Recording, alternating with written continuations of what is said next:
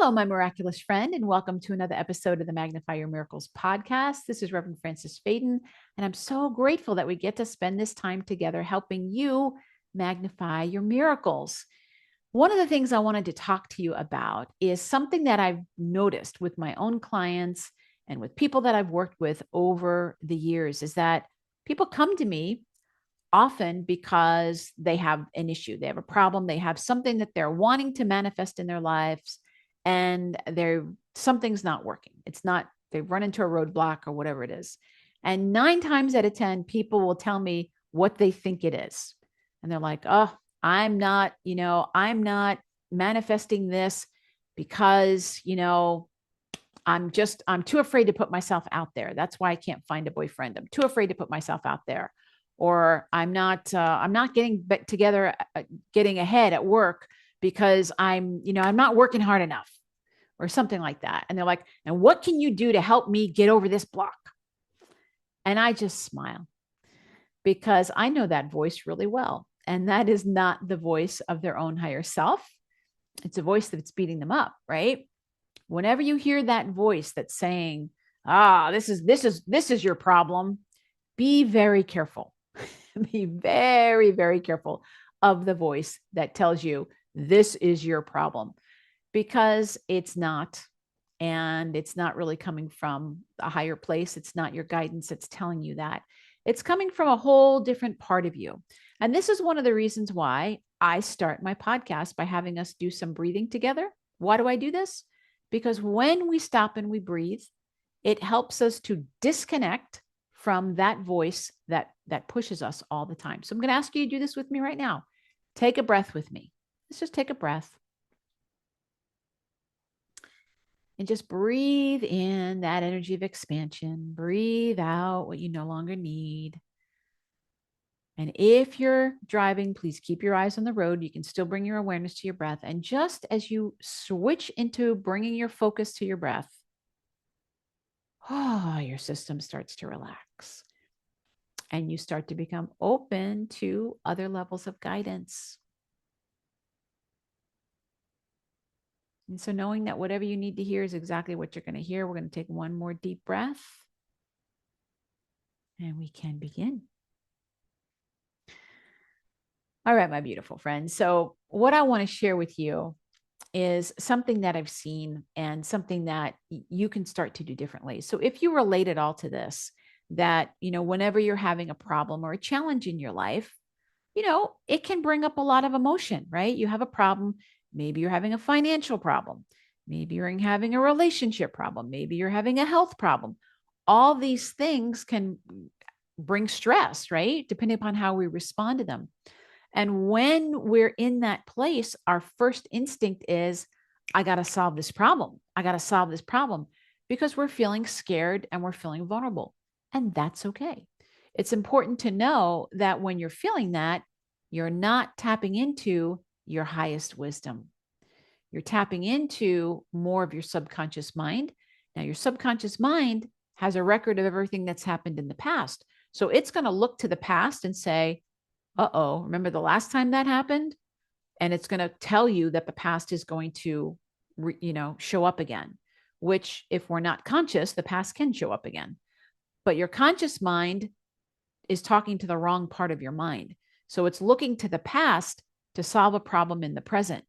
Not so helpful. The thing that I encourage people to do is start connecting in with your heart and with your higher mind, which is known as your superconscious mind. And we do this through meditation. You can do this through working with your energy. You can do it through the spiritual journaling process that I help people to learn. That connects you in with the higher part of you.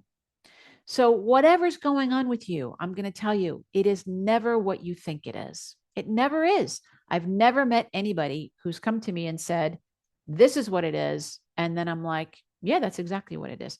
There's usually an emotional component to what's going on. There's usually an energetic component to what's going on. So when I'm working with somebody and I'm reading their energy, their energy is going to be telling me what's actually really happening with them. So I'll give you an example. I was working with somebody last year, and this person was came to me saying, I'm stuck in my business. I just can't move forward.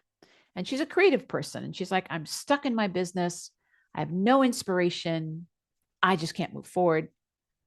Can you help me get unstuck? And I'm like, well, that's what I do. I help people get their energy moving again. So I'm happy to do that because I know once we get your energy moving, things will start to move. And I have learned that the number one thing that keeps the energy from moving is what I call cross currents. You have one energy going this way and one energy going this way, and they're canceling each other out. So part of me wants to grow my business, part of me doesn't want to grow my business, like that.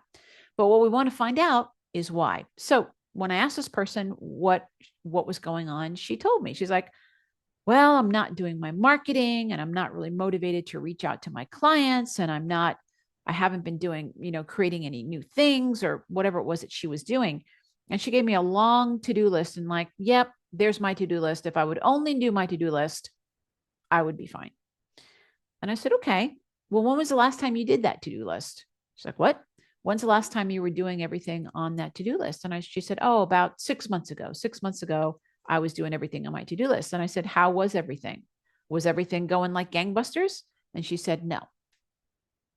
And I said, so if you did your to-do list and everything wasn't going like gangbusters, perhaps it's not the to-do list.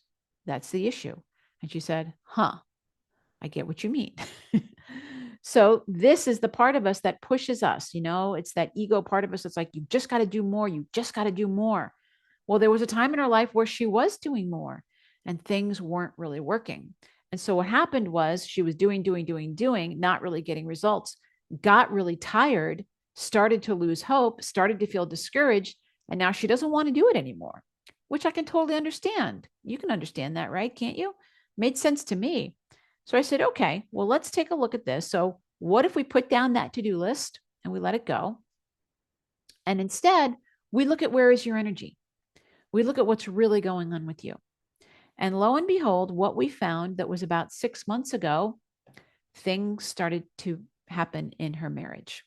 Things started to be challenging in that relationship.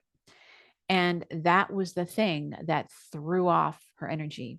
So even though she was doing all the things, in the back of her mind, she was feeling worried or insecure, or her priority was, her primary relationship, which it often is for most people, especially for women.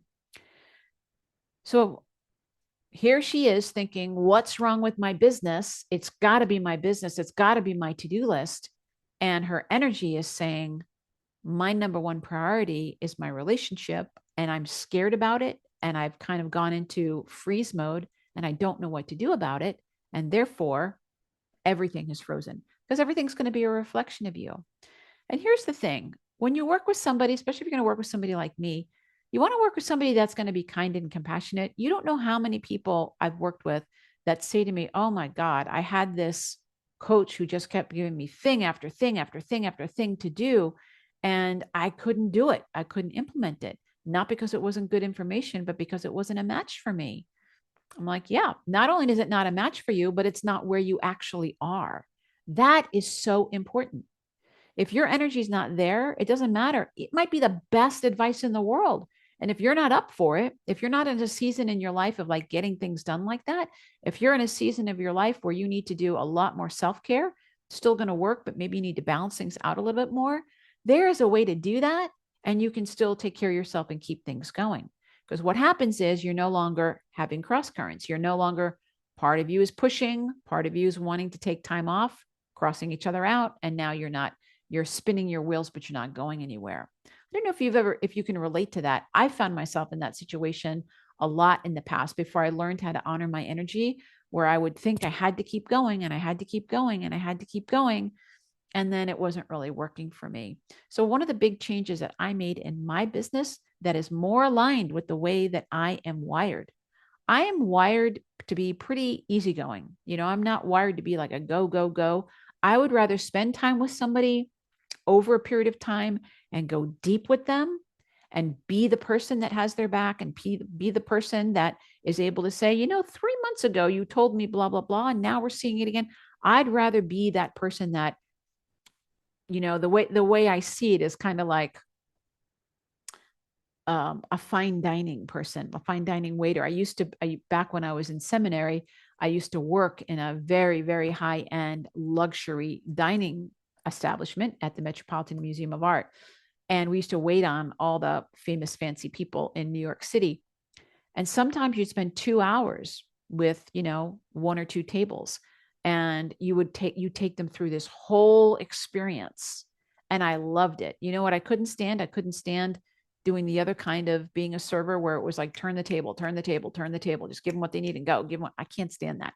I want to take people through the experience. And that's what I do. So when you're doing that, when you're going through a process with somebody, you're really getting to what's going on with you. And then there's always a way to make it work for you. So I said to this client of mine last year, I said, if this is where your energy is, let's help you here. Let's support you with this. And the big thing is she was just afraid to look at it. And once she spoke to her husband, he was like, yeah, I'm feeling this with you. And she started to make inroads there. Then she got peace in her home. And guess what? Her business started to grow again. And it had nothing to do with the to-do list at all. She thought that was the reason, but it is never what you think. It's never what you think. The problem is never, ever what you think. I had another client of mine who came to me. And I've had actually several clients come to me after going to somebody who I'm just going to say is maybe questionable in what they're doing, and convincing people that they have a curse put on them or something like that. Now, if that's your belief system, God bless you. I'm not going to tell you not to believe it. It is not my personal belief system, because then the power is outside of you, right? So I always say that you have the power. You're the one creating your own reality. It's not about anybody else. It doesn't mean that people can't wish bad things, but believe me, when you're connected to the highest frequency you can be connected to, other people's bad wishes, they don't impact you. So I've had people come to me and say this. And then I say, okay, well, why don't you tell me what's happening? We go through the whole thing and they say, oh, this is what's happening. And I think it might be this. And I think it might be that. And lo and behold, yet again, there's a cross current going on. I'm wanting this and I'm wanting this at the same time, or I don't want this, but I do want this. And it's not matching. And as soon as you can help yourself with that, the energy starts to move. It's all about energy. So I want you to think about this. I want you to think about something that's going on in your life right now. And I want you to think of it in terms of energy, in terms of energy flow. I want you to think about that. And so rather than looking at what's going on in your life and being like, oh, I know what it is, I'm not doing enough, or I know what it is, I don't know the right people, or I don't have the right connections, or I started too young, or I started too old, or whatever it is, whatever we think it is, it's not that. I want you to think of it in terms of energy and ask yourself the question, where is the energy flowing and where is it not flowing? So if you're finding that there's not a lot of movement in a certain area of your life, you want to take a look at, like, where is that energy not moving? Why might that energy be not moving? And be honest with yourself about it. Like, why might energy isn't moving around finances right now? Why might that be? 9 times out of 10, it's an emotional reason. And you can click like that. You can heal it and clear it up like that. Doesn't mean it's going to go away overnight, but you can open that flow just like that and keep yourself from being outside of the flow of energy. So think about that. Where in your life is the energy not really moving? And what's something that you can do to get the energy moving? So if you're having a relationship issue, you can forgive somebody. You can write a letter to somebody that you maybe never send, but you just kind of get it out, get it off your chest. You can reach out to somebody and try to, mend something that way. A lot of things you can do. If you're having a lack of energy moving in your business, you want to take a look at, where's my energy been? Is my heart really in it? Am I showing up because I think I have to? Am I doing something because I think I should do it rather than because I really want to do it? And then ask yourself the question, what do I really want? What do I really want? Find out how you're wired. That's one of the most important things. There's many ways of doing that nowadays. You can look at your astrology chart. You can look at your human design chart. You can look at your Strengths finder. You can do all kinds of things. You can work with me and I can tell you how your energy is wired, all of that.